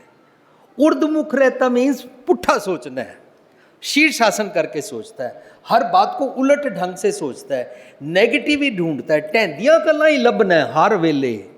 बच्चा राती लेट आ रहा, हाय कहीं मर ना गया हो, हाय कहीं एक्सीडेंट ना हो गया हो, हाय कहीं उसको कुछ हो ना गया हो। हर वेले ना असी इसे चिंता फिकर विच ना वरीज दे नाल अपनी चिता बालते रहते हैं। हर वेले असी सैमीनार किया सी चिंता, नैगेटिव थॉट्स, जैसी रच रच बांधत पाक, इन्हां गल्लां दा ही ते असी हंकार करते रहते हैं कि मैं बड़ा कंसर्नड हाँ। नहीं नहीं बेटा टाइम पे घर, लेकिन बच्चे नूं असी प्यार नाल भी कह सकते हैं, लेकिन नहीं नहीं कहीं एक्सीडेंट हो जाता, ये हो जाता, वो हो जाता है। सानू साडे बच्चे ते कॉन्फिडेंस ही नहीं। हमेशा अपने बच्चों नूं असी सप्रैस करके डिग्रेड करते हैं, अंडर एस्टीमेट करते हैं। पर जे असी उन्हां नूं छा दईए, बेटा वैसे तो टाइम पे घर आ जाना ही अच्छा होता है अपना लाइफ स्टाइल में। मुझे पूरी उम्मीद है कि तुम जहाँ जाओगे शराब नहीं पियोगे, नशा नहीं करोगे, किसी लड़की के चक्कर में कहीं नहीं फंसोगे। बच्चे को कॉन्फिडेंस दईए। पर नैगेटिव सोचते हैं ना, वो उन्होंने हंकार विच दिन रात पुट्ठा सोचते हैं और फुले रहते। हाँ काहे भैया फिर तो फूलिया फूलिया। असी हंकार उत्ते एक सैमीनार किया सी। अज मेरा समा हो गया, समय नूं मैं ध्यान विच रखदे होया आप जी तो इत्थे खीमा चाहता तो मैं शब्द नूं कनक्लूड करदा। फरीद जी कहंदे ने, मैं भुलावा पग दा, मैं ज्यों ही गलत कदम सोचिया, मत मैली हो जाए दा मतलब होंदा मेरी मत मैली हो गई। चला तो भिजे कंबली हो गई। पिछले श्लोक नाल मैं रिलेट करी जा रहा। हुण सुख नहीं मिलेगा, लोड़ है दाख विजोरिया किकर भी जजट, हंडै उन कताइंदा पैंदा लोड़ है पट। तू सोचदा है मनु सॉफ्ट फैब्रिक वाला सुख मिले, शनील वाला सुख मिले, मनु वेलवेट वाला सुख मिले, लेकिन वो होया नहीं। कदम गलत पुट्टिया, मत मैली हो गई। मैं भुलावा पगदा, मत मैली हो जाए। साध संगत जी ये छोटी मोटी गल नहीं है, जरा जरा नैगेटिव सोचते जाओ, मत मैली होंदी जाती है, सुरत मत बुद्ध विगड़ती जाती है। और सुरत मत बुद्ध नूं सवारन वास्ते बाणी है। मैं भुलावा पगदा, मत मैली हो जाए, गहला रूह ना जानी। गहला होंदा मूर्ख, बेपरवाह, बेसमझ, बेखबर, जिसनों पता ही नहीं है। रूह का मतलब की होंदा है, इत्थे रूह का मतलब है मेरा मन। मेरा मन मूर्ख समझदा ही नहीं है, सिर भी मिट्टी खाए। हुण मन हमेशा मिट्टी खाण वाले काम करेगा। मिट्टी खाण वाले काम की होंदे ने? सुल्ताना घाह कराइंदा वाले। घाह कराइंदा वाले काम की होंदे ने? सुपरफ्लूअस कम्मां विच तू बिजी रहा करेगा। दिन रात ਨਿਕੰਮੇ ਕੰਮ, ਘਾਹ ਪੁੱਟੀ ਜਾਣਾ ਪਰ ਰਿਜ਼ਲਟ ਕੁਛ ਨਾ ਨਿਕਲਣਾ। ਜਿੱਥੇ ਅਸੀਂ ਬੈਠੇ ਹੁੰਦੇ ਨਾ ਘਾਹ ਉੱਤੇ ਇੰਝ ਪੁੱਟਦੇ ਰਹਿੰਦੇ ਆ, ਕੁਛ ਨਹੀਂ ਪ੍ਰਾਪਤ ਹੁੰਦਾ, ਨਾ ਮਿੱਠਾ, ਨਾ ਉਹਦੇ ਵਿੱਚੋਂ ਕੁਝ ਫਰੂਟ ਮਿਲਦਾ ਹੈ, ਕੁਛ ਵੀ ਨਹੀਂ, ਐਵੇਂ ਘਾਹ ਪੁੱਟਣ ਵਾਲੇ ਕੰਮ ਦਿਨ ਰਾਤ ਅਸੀਂ ਕਰੀ ਜਾ ਰਹੇ ਹਾਂ ਆਪਣੇ ਘਰਾਂ ਵਿੱਚ। ਜਿੱਤੇ ਸੁਪਰਫਲੂਅਸ ਕੰਮ ਨੇ ਅਸੀਂ ਉਹਨਾਂ ਵਿੱਚ, ਕਦੋਂ? ਜਦੋਂ ਮੈਂ ਰੱਬ ਜੀ ਦੀ ਨਜ਼ਰ ਤੋਂ ਮੱਤ ਨੂੰ ਮੈਲਾ ਕਰ ਲਿਆ ਔਰ ਪੁੱਠੇ ਪਾਸੇ ਕਰ ਰਿਹਾ। ਮੱਤ ਮੇਰੀ ਖਰਾਬ ਹੋਈ ਜਦੋਂ ਮੈਂ ਰੱਬ ਜੀ ਦੇ ਨਜ਼ਰੀਏ ਤੋਂ ਮੁਨਕਰ ਹੋਇਆ। ਉਹਨੂੰ ਕਹਿੰਦੇ ਨੇ ਨਦਰ ਉਪੱਠੀ ਜੇ ਕਰੇ। ਸਾਸਗੰਜ ਜੀ ਰੱਬ ਜੀ ਨਦਰ ਉਪੱਠੀ ਨਹੀਂ ਕਰਦੇ ਨੇ। ਨਦਰ ਉਪੱਠੀ ਜੇ ਕਰੇ ਸੁਲਤਾਨਾ ਘਾਹ ਕਰਾਇੰਦਾ। ਸੁਲਤਾਨਾ ਹੈ ਮੇਰਾ ਮਨ, ਇਸ ਬਾਡੀ ਦਾ ਰਾਜਾ ਹੈ ਮਨ। ਇਹ ਘਾਹ ਕਰਾਇੰਦਾ ਵਾਲੇ ਕੰਮ ਕਰਦਾ ਹੈ ਕਦੋਂ? ਜਦੋਂ ਨਦਰ ਉਪੱਠੀ ਕਰ ਲੈਂਦਾ ਹੈ। ਰੱਬ ਜੀ ਦੀ ਨਜ਼ਰ ਦੇ ਬਦਲੇ, ਰੱਬ ਜੀ ਦੇ ਸਤਿਗੁਰ ਦੇ ਨਜ਼ਰੀਏ ਦੇ ਬਦਲੇ ਪੁੱਠਾ ਨਜ਼ਰੀਆ ਕਰ ਲੈਂਦਾ ਹੈ। ਭੁਲਾਵਾ ਪੱਗ ਦਾ ਹੋ ਗਿਆ। ਹੁਣ ਜਦੋਂ ਅਸੀਂ ਪੌੜੀ ਪੜਾਂਗੇ ਨਾ, ਪੌੜੀ ਨਦਰ ਕਰੇ ਜੇ ਆਪਣੀ ਤਾਂ ਨਦਰੀ ਸਤਿਗੁਰ ਪਾਇਆ। ਇਹਦਾ ਮਤਲਬ ਹੈ ਨਹੀਂ ਰੱਬ ਜੀ ਤੁਸੀਂ ਜੇ ਨਦਰ ਕਰੋਗੇ ਤਾਂ, ਇਹਦੇ ਅਰਥ ਨਹੀਂ ਨੇ। ਮੈਨੂੰ ਕਹਿ ਰਹੇ ਨੇ ਤੂੰ ਜੇ ਆਪਣੀ ਨਦਰ, ਆਪਣਾ ਨਜ਼ਰੀਆ, ਆਪਣਾ ਸੋਚਣੀ ਦਾ ਢੰਗ ਨਦਰ ਕਰੇ ਜੇ ਆਪਣੀ, ਓਏ ਮੇਰੇ ਮਨ, ਜੇ ਤੂੰ ਆਪਣੀ ਸੋਚਣੀ ਦੀ ਨਜ਼ਰ ਨੂੰ ਉਸ ਪਾਸੇ ਕਰੇ, ਅਲਾਈਨਡ ਅਕੋਰਡਿੰਗ ਟੂ ਸਤਿਗੁਰ ਦੀ ਨਜ਼ਰ, ਸਤਿਗੁਰ ਦੇ ਸੋਚਣੀ ਦੇ ਢੰਗ ਦੇ ਨਾਲ ਜੇ ਤੂੰ ਉਸ ਪਾਸੇ ਕਰੇ, ਨਜ਼ਰ ਕਰੇ ਜੇ ਆਪਣੀ, ਤਾਂ ਨਦਰੀ ਸਤਿਗੁਰ ਪਾਇਆ। ਫਿਰ ਤੈਨੂੰ ਸਤਿਗੁਰ ਦੀ ਗੱਲ ਸਮਝ ਆਣੀ ਸ਼ੁਰੂ ਹੋ ਜਾਏਗੀ। ਉਹਦੇ ਨਾਲ ਅਲਾਈਨ ਕਰਨਾ, ਉਹਦੇ ਬਦਲੇ ਪੁੱਠੇ ਕਰਨਾ। ਨਦਰ ਉਪੱਠੀ ਜੇ ਕਰੇ ਸੁਲਤਾਨਾ, ਇਹ ਮਨ ਘਾਹ ਕਰਾਇੰਦਾ। ਘਾਹ ਕਰਾਉਣ ਵਾਲੇ, ਕੁਤਰਨ ਵਾਲੇ, ਨਿਕੰਮੇ, ਮਿੱਟੀ ਖਾਣ ਵਾਲੇ ਕੰਮ। ਅਸੀਂ ਦਿਨ ਰਾਤ ਨਗਰ ਕੀਰਤਨ ਕੱਢੀ ਜਾ ਰਹੇ ਹਾਂ, ਫਾਇਦਾ ਕੁਛ ਨਹੀਂ ਪ੍ਰਾਪਤ ਹੋ ਰਿਹਾ। ਨਾ ਨੌਜਵਾਨਾਂ ਦਾ ਪਤਿਤਪੁਣਾ ਠੀਕ ਹੋ ਰਿਹਾ, ਨਾ ਕੌਮ ਦੀ ਐਨਰਜੀ ਔਰ ਟਾਈਮ ਔਰ ਪੈਸਾ ਠੀਕ ਜਗ੍ਹਾ ਲੱਗ ਰਿਹਾ। ਸਿਰਫ ਕੀ ਹੋ ਰਿਹਾ? ਗੋਲਕ ਵੱਧ ਜਾਏਗੀ, ਸੜਕਾਂ 'ਤੇ ਚਲੇ ਜਾਵਾਂਗੇ, ਸੜਕ ਧੋ ਲਾਂਗੇ, ਟਰੱਕ ਦੇ ਟਾਇਰ ਧੋ ਲਵਾਂਗੇ, ਮੁੰਡੇ ਮੋਟਰਸਾਈਕਲਾਂ 'ਤੇ ਆ ਜਾਣਗੇ, ਬੋਲੇ ਸੋਨੇ ਵਾਲ ਹੋ ਜਾਏਗਾ, ਬਸ ਪ੍ਰਾਪਤ ਸਾਨੂੰ ਕੁਛ ਨਹੀਂ ਹੋਏਗਾ। ਇਸ ਤਰੀਕੇ ਦੇ ਨਾਲ ਅਸੀਂ ਧਰਮ ਦੀ ਦੁਨੀਆ ਵਿੱਚ ਸੁਪਰਫਲੂਅਸ ਕੰਮਾਂ ਵਿੱਚ ਸਮਾਂ ਜ਼ਾਇਆ ਕਰ ਰਹੇ ਹਾਂ, ਕਿਉਂਕਿ ਭੁਲਾਵਾ ਪੱਗ ਦਾ ਜੋ ਹੋ ਗਏ ਹਾਂ। ਕਿੱਥੋਂ ਭੁੱਲੇ ਹਾਂ? ਸ਼ਬਦ ਵਿਚਾਰ ਤੋਂ ਛੁੱਟ ਗਏ ਹਾਂ। ਸ਼ਬਦ ਵਿਚਾਰ ਕਰਨ ਨੂੰ ਤਿਆਰ ਨਹੀਂ ਹਾਂ। ਕਿਸੇ ਨੇ ਸਾਨੂੰ ਅਖੰਡ ਪਾਠ 'ਤੇ ਪਾ ਦਿੱਤਾ ਹੈ, ਕਿਸੇ ਨੇ ਸਾਨੂੰ 101 ਅਖੰਡ ਪਾਠ 'ਤੇ ਪਾ ਦਿੱਤਾ ਹੈ। ਬਸ ਇਹਨਾਂ ਗੇਮਾਂ, ਇਹਨਾਂ ਖੇਡਾਂ ਵਿੱਚ ਪਏ ਹੋਏ ਹਾਂ। ਗੁਰਮਤ ਅਨੁਸਾਰ ਕੋਈ ਨਹੀਂ ਹੈ ਕਿ ਅਸੀਂ ਇਸ ਤਰ੍ਹਾਂ ਮੱਥਾ ਟੇਕ ਕੇ ਰੋਜ਼ ਘੁੰਮਣ ਜਾਣਾ ਹੈ, ਪਰ ਅਸੀਂ ਇੱਕ ਸਪੈਸ਼ਲ ਰਸਤਾ ਹੀ ਬਣਾ ਦਿੱਤਾ। ਜਿਹੜਾ ਲੇਟ ਆਵੇ ਉਹ ਵੀ ਇੱਥੋਂ ਘੁੰਮ ਕੇ ਮੱਥਾ ਟੇਕ ਕੇ ਜਾਵੇ। ਸਕੂਲ ਅੰਦਰ ਤੇ ਜਾਂਦੇ ਹਾਂ, ਟੀਚਰ ਦੀ ਕੁਰਸੀ ਤੋਂ ਪਿੱਛੋਂ ਤਾਂ ਘੁੰਮ ਕੇ ਕੋਈ ਨਹੀਂ ਆਉਂਦੇ ਅਸੀਂ। ਜੇ ਸਾਡਾ ਬੱਚਾ ਸਾਰੀ ਉਮਰ ਹੀ ਮੱਥਾ ਟੇਕ ਟੇਕ ਕੇ ਸਕੂਲ ਦੇ ਟੀਚਰ ਦੀ ਕੁਰਸੀ ਤੋਂ ਘੁੰਮ ਕੇ ਆ ਜਾਏ, ਏ ਫॉर ਐਪਲ ਵੀ ਨਾ ਸਮਝ ਆਏ, ਤਾਂ ਅਸੀਂ ਪੁੱਛਦੇ ਹਾਂ ਮਾਸਟਰ ਜੀ ਕੀ ਪੜ੍ਹਾਉਂਦੇ ਹੋ ਬੱਚੇ ਨੂੰ? ਉਹ ਕਹੇਗਾ ਤੁਹਾਡਾ ਬੱਚਾ ਇੱਥੋਂ ਆ ਕੇ ਘੁੰਮ ਕੇ ਚਲਾ ਗਿਆ ਸੀ। ਇਹ ਤੇ ਮੇਰੀ ਆਤਮਿਕ ਜੀਵਨ ਦੀ ਪੜ੍ਹਾਈ ਕਰਾਉਂਦਾ, ਮੇਰਾ ਲੋਕ ਪਰਲੋਕ ਸੁਹੇਲਾ ਕਰਾਉਂਦਾ। ਇਹਦੀ ਪੜ੍ਹਾਈ ਵੇਲੇ ਬਸ ਆਏ, ਮੱਥਾ ਟੇਕਿਆ, ਘੁੰਮ ਕੇ ਚਲੇ ਗਏ, ਰੁਮਾਲਾ ਚੜਾ ਕੇ ਚਲੇ ਗਏ, ਪਿੱਛੋਂ ਆਏ ਚੌਰ ਕਰਕੇ ਚਲੇ ਗਏ। ਸਤਿਸੰਗ ਜੀ ਸਾਰੇ ਅਸੀਂ ਜਿਤਨੇ ਵੀ ਕਰਮ ਕਰੀ ਜਾ ਰਹੇ ਹਾਂ ਨਾ, ਸਾਨੂੰ ਨਾ ਭੁੱਲ ਗਏ ਆ ਨਾ। ਉਹਨੂੰ ਕਹਿੰਦੇ ਨੇ ਭੁਲਾਵੜੇ ਭੁੱਲੀ ਭੁੱਲ ਭੁੱਲ ਪਛਤਾਣੀ, ਫਿਰ ਛੋੜੀ ਅੜੀ ਸੁੱਤੀ ਫਿਰ ਕੀ ਸਾਰ ਨਾ ਜਾਣੀ। ਸੋ ਅੱਜ ਫਰੀਦ ਜੀ ਮੈਨੂੰ ਸਮਝਾ ਰਹੇ ਨੇ ਕਿ ਇੱਕ ਵਾਰੀ ਕਦਮ ਗਲਤ ਰੱਖਣ ਦੀ ਸੋਚ ਵੀ ਲਵੋ ਨਾ, ਤਾਂ ਵਿਕਾਰ ਕਾਂ ਆ ਜਾਂਦੇ ਨੇ। ਔਰ ਇਹ ਕਾਂ ਮੈਨੂੰ ਈਵਲ ਥਾਟਸ ਵੱਲ ਪਾਉਂਦੇ ਨੇ, ਮੈਨੂੰ ਨਜ਼ਰ ਸਿੱਧੀ ਕਰਨੀ ਹੈ। ਔਰ ਸਾਧ ਸੰਗਤ ਜੀ ਇੱਕ ਕੌਨਸੈਪਟ ਹੋਰ ਵਿਚਕਾਰ ਆ ਗਿਆ ਵੇ, ਉਹ ਮੈਂ ਜ਼ਰੂਰ ਸਾਂਝ ਕਰਨਾ ਚਾਹੁੰਦਾ ਕਿ ਅਸੀਂ ਇਹ ਸਮਝਦੇ ਸਾਂ ਦਾਤੇ ਦਾਤ ਰੱਖੀ ਆ ਥਪਣਾ ਜਿਸ ਭਾਵੈ ਤਿਸ ਦੇਈ। ਰੱਬ ਨੇ ਦਾਤ ਆਪਣੇ ਕੋਲ ਰੱਖੀ ਹੋਈ ਹੈ ਔਰ ਉਹ ਜਿਹਨੂੰ ਪਸੰਦ ਕਰਦੇ ਨੇ ਉਹਨੂੰ ਦਿੰਦੇ ਨੇ। This is discrimination. ਇਹ ਅਰਥ ਹੈ ਦੀ ਫੁੱਲ ਡਿਸਕ੍ਰਿਮੀਨੇਸ਼ਨ ਹੈ। ਬਈ ਜਿਹੜਾ ਮੇਰੇ ਇੱਥੇ ਸਵੇਰੇ ਆਏਗਾ ਉਹ, ਜਿਹੜਾ ਠੰਡੇ ਪਾਣੀ ਨਾਲ ਨਹਾ ਕੇ ਆਏਗਾ ਉਹ, ਜਿਹੜਾ ਰੋਜ਼ ਆਇਆ ਕਰੇਗਾ ਉਹ, ਜਿਹੜਾ ਮੇਰਾ ਨਾਂ ਲਿਆ ਕਰੇਗਾ ਉਹ, ਮੈਂ ਸਿਰਫ ਉਹਨਾਂ ਨੂੰ ਦਿਆਂਗਾ। This is monopoly. ਪਰ ਅਸੀਂ ਤੇ ਬਾਣੀ ਪੜ੍ਹਦੇ ਹਾਂ, ਸਤਿਗੁਰ ਸਭਨਾਂ ਦਾ ਭਲਾ ਬਣਾਏਂਦਾ। ਜੇ ਸਭਨਾਂ ਦਾ ਭਲਾ ਮਨਾਏਂਦਾ ਤਾਂ ਫਿਰ ਸਤਿਗੁਰ ਤੇ ਸਾਰਿਆਂ ਨੂੰ ਦਿੰਦਾ ਹੈ। ਤਾਂ ਜਦੋਂ ਉਸ ਸ਼ਬਦ ਨੂੰ ਪੜਾਂਗੇ, ਉਹਦਾ ਰਹਾਉ ਪੜਾਂਗੇ, ਮੈਂ ਇਸ ਵੇਲੇ ਉਹਦੀ ਡਿਟੇਲ ਵਿੱਚ ਨਹੀਂ ਜਾਵਾਂਗਾ, ਕੌਨਸੈਪਟ ਦੀ ਗੱਲ ਕਰ ਰਿਹਾ। ਦਾਤੈ ਦਾਤ ਰੱਖੀ ਹੱਥ ਆਪਣੇ। ਸਤਿਗੁਰ ਨੇ ਇਸ ਤਰ੍ਹਾਂ ਵਿਜ਼ਡਮ ਦੀ ਦਾਤ ਸਾਰਿਆਂ ਵਾਸਤੇ ਓਪਨ ਰੱਖੀ ਹੋਈ ਹੈ।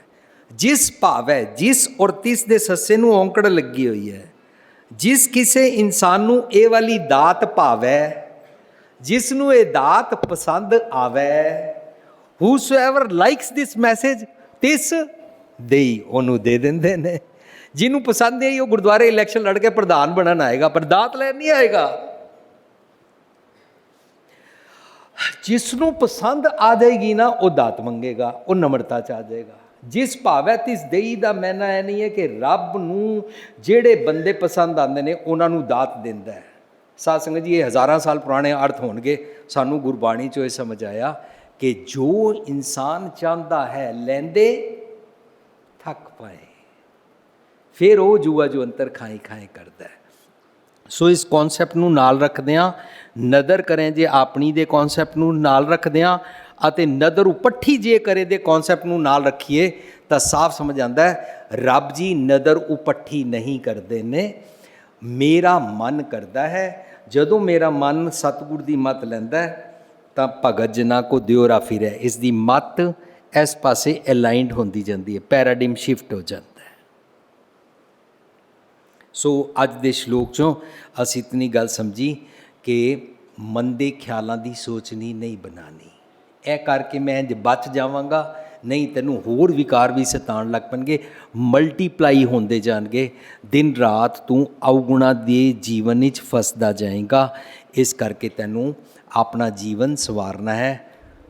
ਪੱਗ ਗਲਤ ਰੱਖਣ ਦੀ ਸੋਚਣਾ ਵੀ ਨਹੀਂ ਹੈ।